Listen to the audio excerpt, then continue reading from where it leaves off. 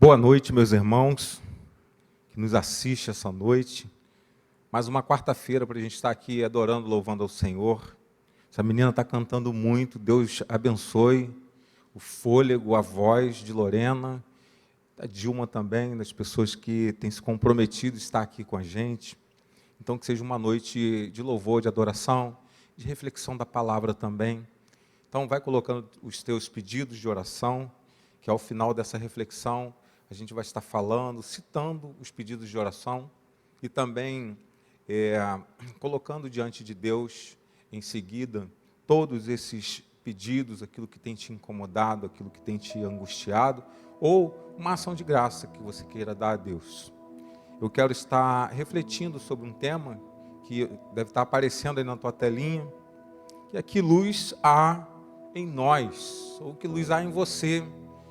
Eu te convido à leitura do texto de João, capítulo 8, é só um versículo, só o versículo 12. E o texto da palavra de Deus diz assim: Eu sou a luz do mundo, e quem me segue nunca andará em trevas, mas terá luz da vida. Dia desses, a gente entregando as refeições que a gente faz aqui cotidianamente na igreja. Aliás, eu peço que você continue participando, continue trazendo os alimentos aqui para a igreja, para a gente poder fazer e sair para essa missão. Uma pessoa chegou até o grupo em que a gente se encontrava ali, em frente à rodoviária, e falou: poxa, que trabalho legal que vocês fazem. Eu consigo enxergar a luz de Deus em vocês. Eu fiquei com essa palavra na cabeça, no coração. Eu falei: poxa, mas ele nem sabe de onde nós somos, não sabe de que grupo, ou ONG, ou grupo religioso a gente pertence. Ele está vendo uma luz em nós, e eu fiquei tentando entender de que forma ele chegou a essa conclusão quando ele viu a gente fazendo aquele trabalho ali, porque essa questão de luz, ela tem muito a ver com vários aspectos e está ligada a muitos conceitos. Se a gente for pensar, por exemplo, em filosofia, a gente vai ver que a luz ela está associada ao conhecimento, ao intelecto, a produção de conhecimento, ao semear o conhecimento, e um filósofo antigo ele diz que quando a gente chega ao máximo do conhecimento, nós partenejamos, ou nós damos a luz ao conhecimento, assim como uma mãe dá a luz a um filho. No iluminismo também, que foi um período da história do século XVIII, ele foi entendido como sendo a era das luzes, a era em que o homem ele fez vários inventos, várias criações, várias descobertas, várias produções também intelectuais. A psicanálise surge aí nessa época também. Então, esse tempo a gente vai ver nos bancos escolares que ele é conhecido como o tempo das luzes, ou então o tempo, a era da razão. Na ciência, ela tem um conceito próprio sobre luz. Porque a ciência, por exemplo, ela vai dizer que a luz é a produção de determinada energia capaz de provocar uma sensação visual. Em algumas religiões também, eles vão tratar a luz de maneira muito assim, particularizada. Vão ver luz como aquilo que vem do alto, transcendência, clareza, forma aperfeiçoada de vida, de bondade. O budismo, por exemplo, ele vai dizer que todo homem ele tem condições de chegar ao ponto da iluminação. Então, isso é o momento que o homem transcende. E segundo a teoria deles, esse é o momento em que o homem não volta mais à vida para participar de um ciclo de reencarnação, porque ele é um iluminado. Buda, por exemplo, ou Siddhartha Gautama, que eles chamam, é um desses personagens que eles acreditam que alcançou a iluminação. Então, a gente vai ver que luz, ela pode trazer diversos significados para a gente, diversos sentidos. Então, vai depender do ponto de vista de conhecimento, do ponto de vista religioso, da época também, do conceito propriamente científico. E Jesus, ele pega também essa ideia da luz, ele vai utilizar a luz como algo que vai definir quem ele é. E no texto de João, que a gente leu aqui no versículo 12, é justamente isso que ele faz.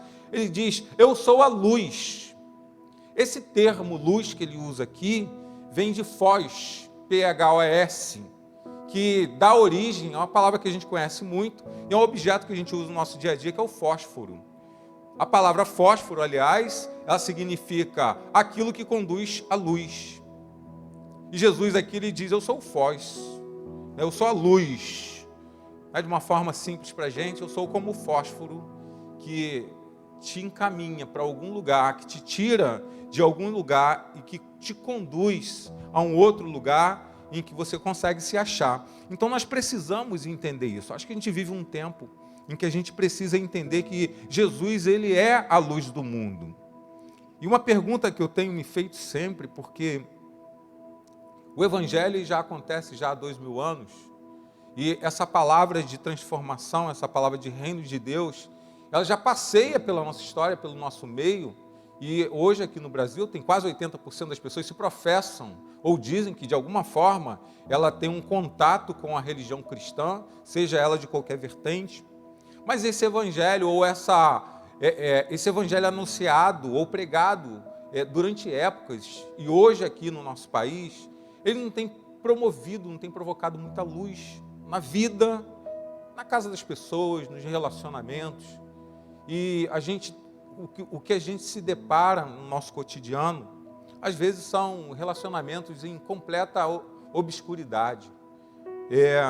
Relações entre homem e mulher, entre pessoas, completamente às sombras daquilo que deveria ser. A gente vê comportamento humano que tu fala, caramba, isso não é comportamento que vem de seres humanos, parece coisa que vem das trevas. E isso provoca a gente sempre essa pergunta, que luz que de fato há em nós? E esse Jesus aqui, que um dia ele disse que é a luz do mundo, será que ele realmente está sendo entendido, compreendido pelas pessoas? E está sendo vivido de maneira a modificar, porque se ele diz que é luz, ele clareia os caminhos para que a gente possa chegar a um lugar melhor e com segurança. E Jesus ele faz essa afirmação aqui também, porque ele, por sua vez, ele está muito indignado com o tempo, com a época que ele vive. Ele era um camponês simples, de família simples também, e que via um mundo muito hostilizado, dominado pelo Império Romano. Ele via dentro do seu próprio círculo, que é o círculo judeu, ou dos judeus, operando a maldade, a ignorância, a brutalidade, a perseguição com pessoas às vezes simples, a arrogância daqueles que se diziam religiosos. E quando ele faz essa afirmação, ele não está em outro lugar diferente, ele não está numa esquina, ele não está numa calçada, ele não está num grupo de amigos, não está no trabalho, ele está dentro do templo de Jerusalém. E se a gente lê o primeiro versículo de João 8, a gente vê que Jesus ele estava orando do Monte das Oliveiras. E depois que ele termina a sua oração, ele passa a noite orando na escuridão. E logo pela manhã, ele vai para o templo, porque naquela ocasião ali, existia uma festa, provavelmente era a festa dos tabernáculos, e ele deve ter chegado ali pela madrugada, ou no amanhecer do dia, e essa reflexão talvez já estivesse dentro do coração dele. E de fato não existia um lugar mais iluminado do que Jerusalém num dia de festa. Jerusalém, dentro do templo, principal lugar de encontro dos judeus num dia de festa. Devia ser um lugar muito bem iluminado ali, alguns comentaristas vão dizer isso também. Então eu fico imaginando Jesus observando toda aquela imponência que ele vê ali. O templo, a gente sabe que o templo ele era a representação da morada de Deus, da casa de Deus. Jesus mesmo disse, citando um texto do profeta, ele falou, isso aqui é casa de oração para toda a gente. Só que ele começa a observar e talvez no coração dele, ele não conseguia enxergar isso. O templo como luz, essa casa de oração como uma casa que produz clareza para as pessoas, que as pessoas conseguem olhar para ela e falar, eu vejo luz nesse lugar, eu me encontro nesse lugar, principalmente, eu me encontro com Deus nesse lugar. Porque Jesus ele sabia o que acontecia ali, e de repente, pela cabeça dele, ele pensava, ou pode ter pensado, é que lógico, eu estou trabalhando em cima de uma hipótese, dadas as circunstâncias do texto, que, apesar de ser uma casa de oração, era um lugar obscurecido pela decadência espiritual, um lugar obscurecido pelas trevas da corrupção, porque existia corrupção dentro daquele lugar, da ganância, da injustiça. Jesus, ele se anuncia como aquele que veio para poder praticar toda a justiça de Deus, e a justiça já era conhecida pelos judeus, mas ainda existiam pessoas ali que eram excluídas do templo, excluídas do culto, excluídas da oportunidade de se aproximar de Deus. E quem excluía essas pessoas não era alguém de fora, era alguém de dentro. Isso é muito comum. Nas igrejas que a gente frequenta, às vezes a gente vive situações em que o coração da igreja parece que não é um coração de inclusividade, de trazer as pessoas, de compreender a vida de cada um, a caminhada, o jeito de ser, e a partir daí você caminhar num discipulado, numa proposta de vida, de transformação, fazer um verdadeiro discipulado, de tentar mostrar à pessoa, ou guiar as pessoas o caminho de Jesus. Mas ali não, era um lugar de acusação, era um lugar em que a igreja ela queria tratar dos seus próprios interesses, e tinha gente morrendo na porta da igreja, e a igreja não estava nem aí. A igreja que eu digo, o grupo religioso daquela época.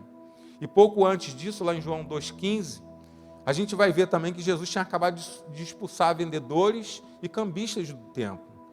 Ele dizia que aqueles homens, eles faziam da casa de Deus um covil de ladrão e de salteador.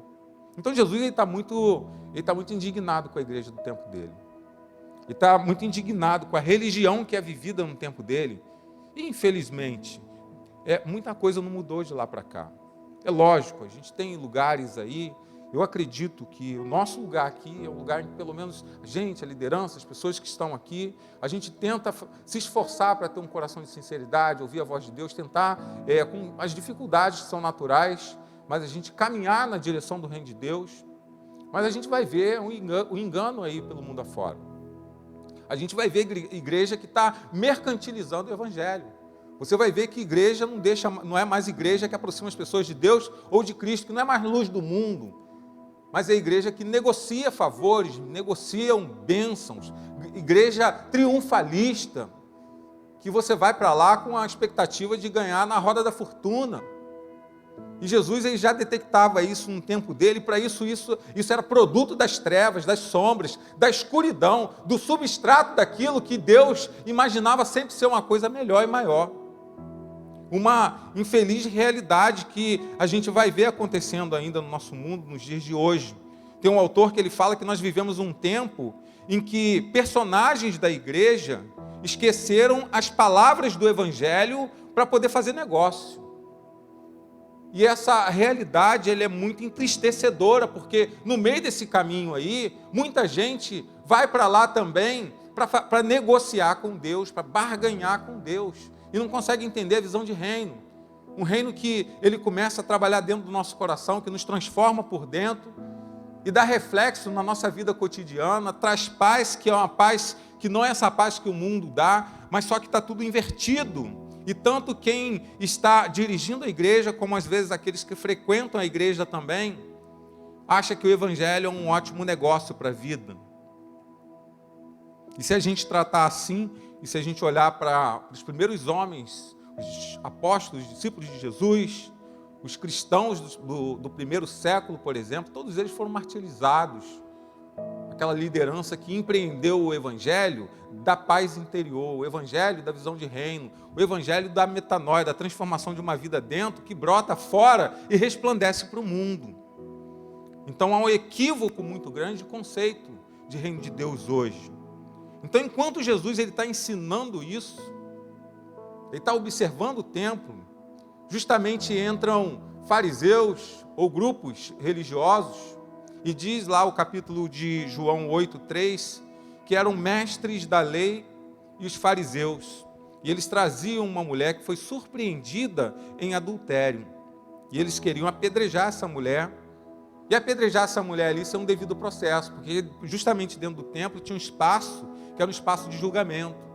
E ninguém podia ser acusado de um crime, no caso de adultério, sem testemunha, sem a vítima do adultério, no caso o esposo estar presente.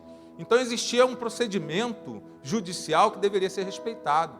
E aqueles que diziam ser mestres da lei, justamente eles estavam adulterando, sim, eles sim, a lei, para tentar acusar aquela mulher pelo adultério e apedrejá-la por conta disso aí. O que Jesus faz? Jesus, ele é um conhecedor da lei. Então ele está em confronto ali com duas situações. Uma mulher que é acusada de adultério e homens religiosos, acusadores, que são acusados de adulterar a lei, porque não estavam observando aquilo que deveria ser observado na lei, que é ter testemunha, que o marido está ali e ter um devido processo. Então o que ele vai fazer? Ele começa a confrontar esses acusadores. Ele fala, peraí, ninguém aqui tem pecado nenhum não? Quem não tiver pecado, tudo bem, então atire a primeira pedra. Então Jesus já começou a desconstruir esse argumento hostil, puramente religioso daqueles homens ali. E Jesus ele começa a estabelecer a justiça conforme os padrões de Deus e não do homem. É interessante aqui porque, se a gente pensar, às vezes a gente é muito julgado pelas pessoas, às vezes a gente é muito julgado por homens, às vezes a gente é muito julgado por líderes religiosos, até por igreja. Como se a gente vivesse o evangelho dentro de uma tabuada de contas exatas, ou a gente vivesse um livro de anotações de certo e de errado, e a liderança, a igreja, quem está te observando, começa a dar o checklist ali para saber o que você faz e o que você não faz. O evangelho não é nada disso. O padrão do homem julgar não tem nada a ver com o padrão de Jesus julgar e do seu Pai julgar, que é Deus. Porque Jesus, ele nos nivela primeiro pela desgraça. Porque diante de Deus, como Paulo vai dizer, não existe um justo sequer. Paulo vai dizer que nós somos miseráveis diante de Deus nessa terra, que ninguém pode nos livrar, mas a graça de Jesus Cristo, a graça que nos foi dada por Deus através de Jesus Cristo, aí sim, é essa que olha para a gente e fala, olha só, você não vale nada, mas eu gosto de você, como diz aquela canção. Você não vale nada, mas poxa, se você aceitar essa caminhada comigo, eu perdoo os seus pecados, e eu vou mediar o teu reencontro, o teu relacionamento com Deus. E Jesus ali, ele estabelece esse padrão de justiça, que é o padrão de Deus. Ele fala, olha só, se alguém aqui não tem pecado, atire a primeira pedra. Já que não tem, vai, mulher, não peques mais, porque o padrão dos homens aqui é um padrão equivocado. E ele salva essa mulher de uma morte injusta. Só que ele vai apontar também para ela um caminho. Fala, vai, mas viva corretamente agora. Porque não é o fato de ninguém te julgar que diante de Deus você vai se sentir sem um juízo. Porque se Deus é o Deus do juízo, então se acerta diante dele. E conserta esse teu comportamento. Vá e não peques mais. Então Jesus aqui, ele vai fazer justamente aquilo que aqueles mestres e que aqueles fariseus deveriam fazer. Porque eles eram homens da lei. Eles eram homens que estavam à frente de tribunais, não era Jesus. Mas Jesus começa a mostrar para ele como que a lei de fato precisa acontecer. E o parâmetro do julgamento da lei ali não seria um parâmetro injusto e humano, mas um parâmetro que vem da graça de Deus. E ele está dentro do templo. É nesse contexto aqui que no versículo 12 ele vai dizer, ó, eu sou a luz do mundo.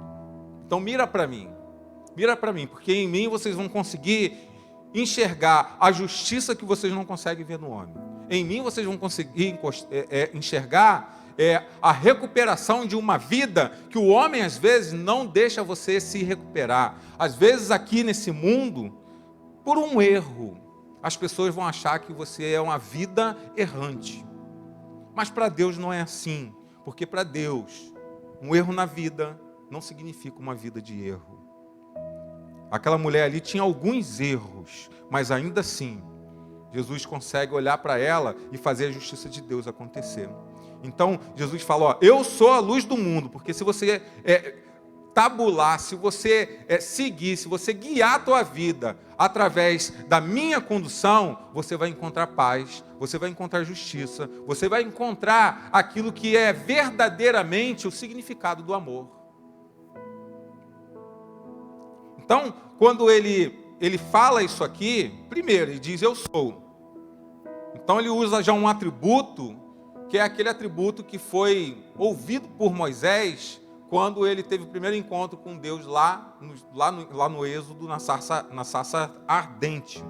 Então, ele tem esse encontro com Deus, e ele fala, tá, mas para quem que eu vou dizer? Quem é o Senhor? Ele fala, ó, eu sou aquilo que sou. Então, quando Jesus introduz essa palavra aqui, quando ele fala, eu sou, ele está querendo fazer uma referência muito clara, que ele é aquele enviado de Deus, ele é o Filho do homem aqui na terra, ele é o próprio Deus na forma humana ali. Então é uma afronta para eles.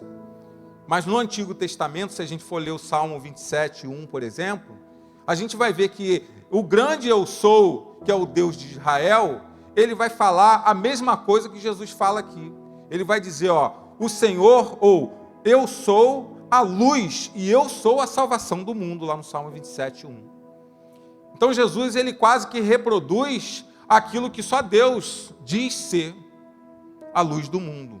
É uma ousadia para o local que ele está, para as pessoas com quem ele está ali nesse debate, porque eles vão ver em Jesus uma arrogância, uma blasfêmia, mas ele não entendia que verdadeiramente esse Cristo que estava ali, ele era a representação de Deus entre os homens. Porque ao dizer que ele é luz do mundo, ele chama a atenção aqui para mostrar para aquela gente, e hoje para nós aqui também, que só ele faz aquilo que Deus faz. Só ele é justo como Deus é. E ele não julga como os homens julgam. E ele e o Pai verdadeiramente são um. Portanto, e ele vai afirmar isso também lá em João 1,9, que ele é a verdadeira luz do mundo que ilumina todos os homens. A gente precisa entender isso. Se a gente que escolhe viver com Jesus, escolhe entender o reino de Deus, a gente não compreender com toda a dimensão que Jesus verdadeiramente é a luz do mundo, e ele se ofereceu, e ele nos convida a participar dessa luz com ele, para que ele possa nos guiar, a gente vai ter um problema sério. Porque quem segue Jesus, é a primeira observação que eu queria estar fazendo contigo hoje, nunca andará em escuridão, mas terá uma luz em sua vida. Então quem segue Jesus nunca andará em escuridão, mas terá a luz da vida. Você tem essa companhia constante. É o que diz a segunda parte do texto de João 8,12. Então as palavras de Jesus em João, ela traz essa resposta nesse texto, e traz uma promessa, porque vai dizer, ó, quem segue ou quem me segue, aí ele vem com a promessa, nunca andará em trevas, mas terá luz na vida sempre. Então, é uma resposta que ele dá ali no texto, com promessa de tudo aquilo que o homem busca, e que a humanidade de fato precisa, ela tem em Jesus, que é o quê? Sair da sombra, sair da escuridão, sair das trevas, para viver uma vida na luz de Cristo. E toda hora a gente vive isso. Talvez você está em casa agora, e você está vivendo algum tipo de escuridão, com uma força assim devastadora, para te jogar em calabouços tenebrosos. Tem gente que vive em lugar tão tenebroso, que a única saída que consegue enxergar é encerrar a existência, é pôr fim à vida. Seja por doença, é violência, desastre natural, coisas que a gente mesmo provoca, é ansiedade, é angústia, é solidão. É alguém que morre e deixa a gente num estado de miséria existencial.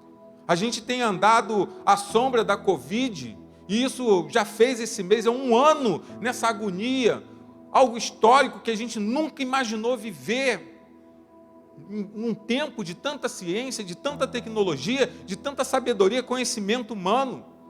E a gente tem aí, só aqui no Brasil, 300 mil mortos, já contabilizados por conta dessa doença, dessa pandemia.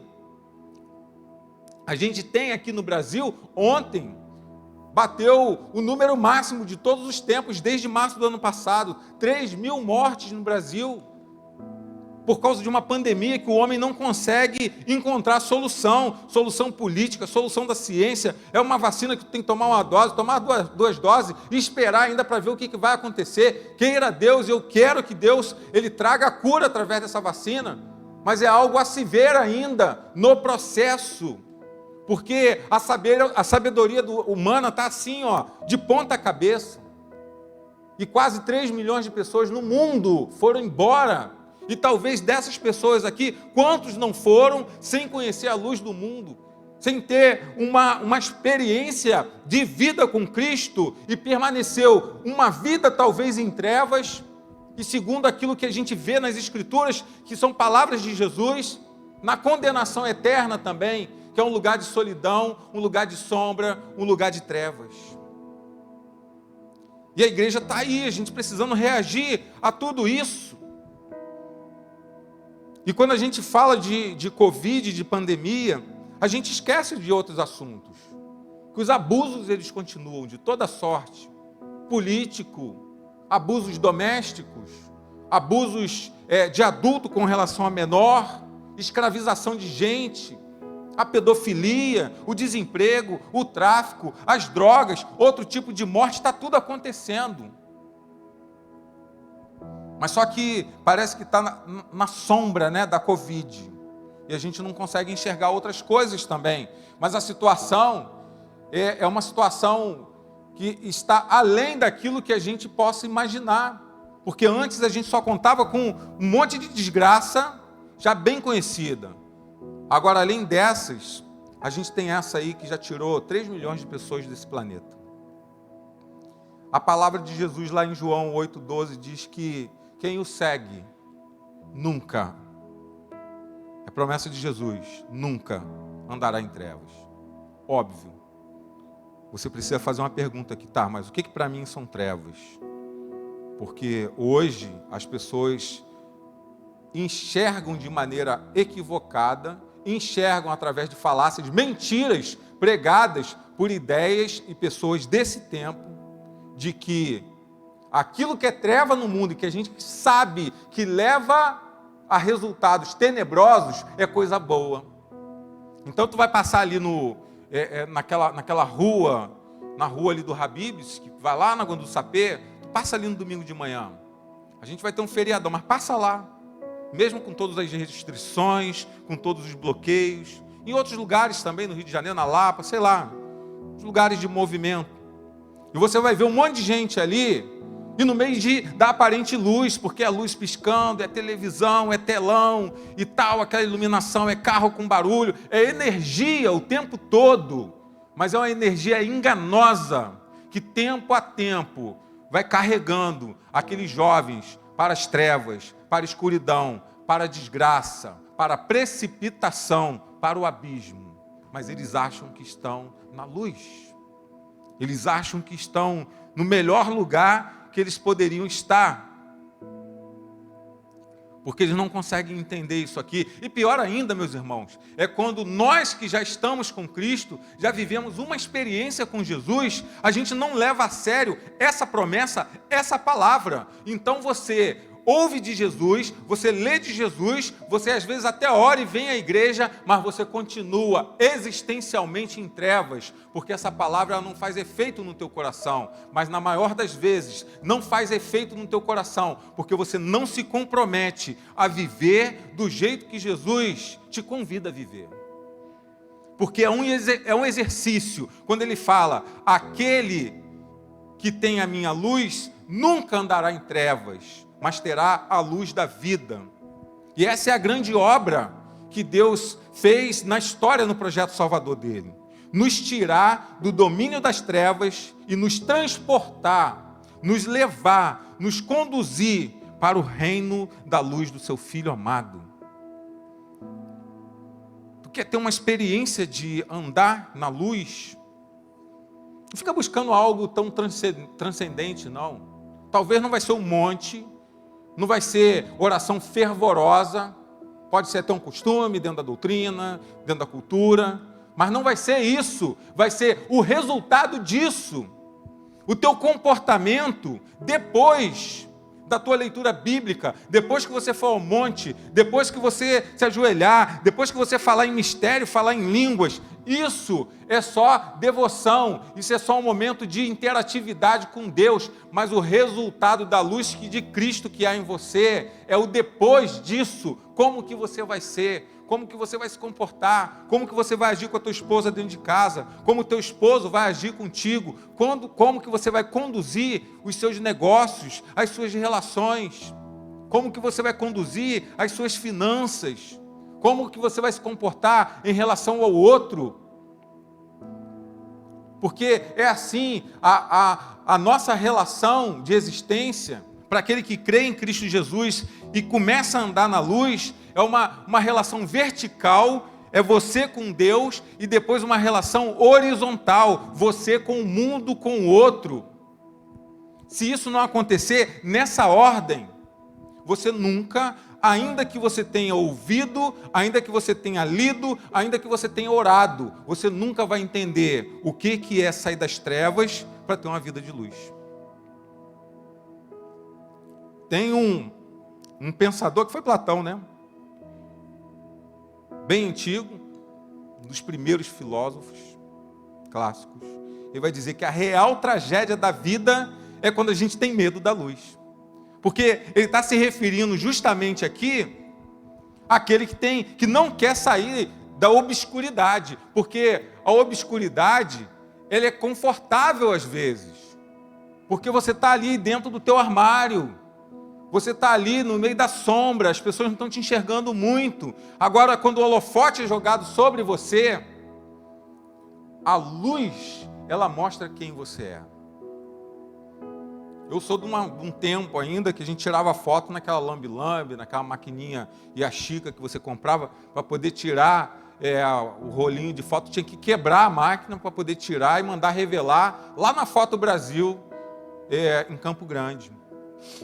E esse processo de revelação, o que é? É lançar luz sobre a película, e à medida que tu lança a luz, ela revela quem você é ou a foto que você tirou. Então é isso.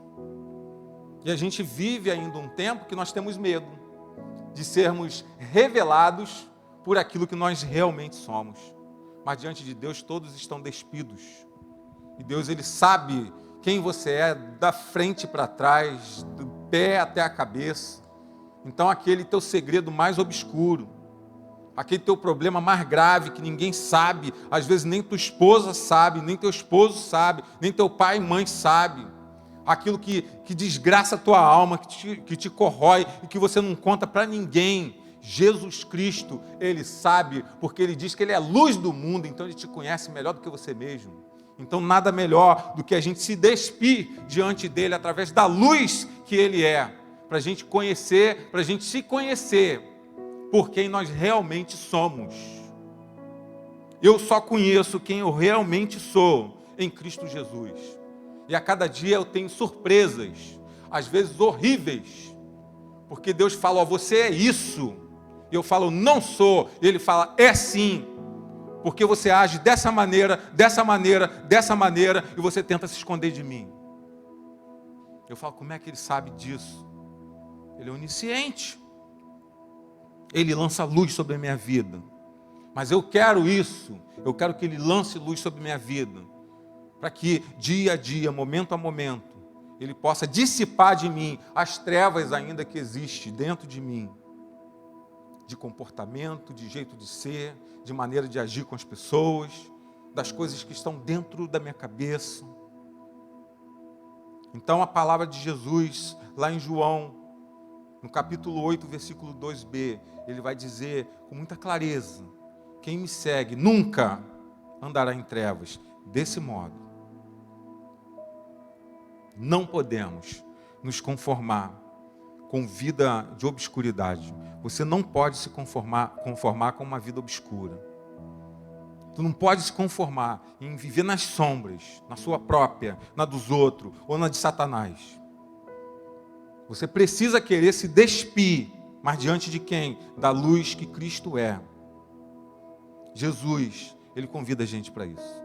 Se você não é cristão, Jesus Ele te convida para isso. Se você já é crente, dia a dia, quando Ele diz, basta a cada dia o seu próprio mal, Quando ele fala mal, ele está relacionado com trevas, com obscuridade, com sombras. Então basta a cada dia o seu próprio mal. Então a cada dia você precisa da luz de Cristo sobre você.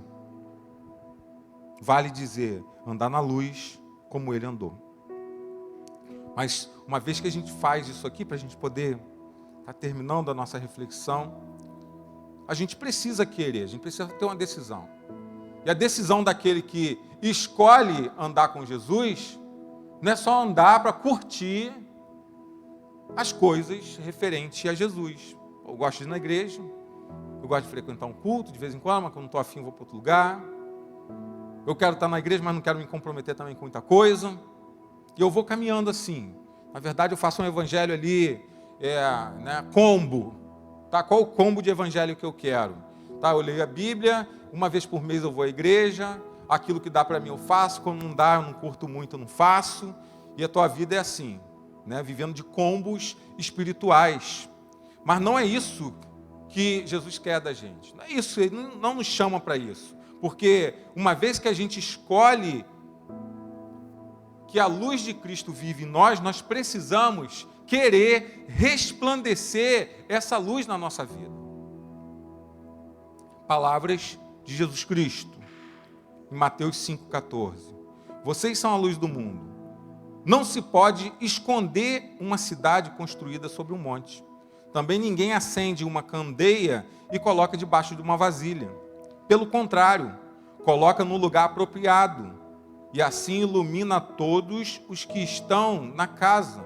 Assim, brilhe a luz de vocês diante dos homens. Que luz que ele pede para brilhar na gente diante dos homens? Ele está pedindo para a luz dele brilhar em nós diante dos homens. Então os homens que olham para mim, eles precisam enxergar em mim uma luz que não é a luz do Alain. Toda vez que eu quero lançar um holofote desse aqui sobre mim, que eu peço para concentrar a luz sobre mim, para eu brilhar, para eu poder me sobressair nesse palco, me sobressair nessa igreja, eu sou infeliz, eu sou um miserável.